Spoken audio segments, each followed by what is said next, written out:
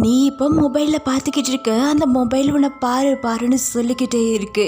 அப்படியே அந்த மொபைலை பார்த்துக்கிட்டு இருக்கும் போதே இறந்து போனால் என்ன ஆகும்? அப்படி தான் இங்கே ஒரு பொண்ணும் அவளோட மொபைலை பார்த்துக்கிட்டு இருக்கா. அந்த மொபைலில் ஏதோ ஒரு டிஃப்ரெண்ட்டான ஒரு வாய்ஸ் கேட்க ஆரம்பிக்குது. அவளும் அதை பார்த்துக்கிட்டே இருக்கா. சடனாக அவனோட பாய் ஃப்ரெண்ட் வந்து, என்ன பண்ணிக்கிட்டு இருக்க, மொபைலை வச்சுட்டு வேறு வேலையை பாரு அப்படின்னு சொல்லிட்டு போகிற. அவன் போன கொஞ்ச நேரத்திலேயே அவன் மறுபடியும் அந்த மொபைலை எடுக்கிறா. டக்குன்னு அந்த மொபைல் சுவிட்ச் ஆஃப் ஆகுது.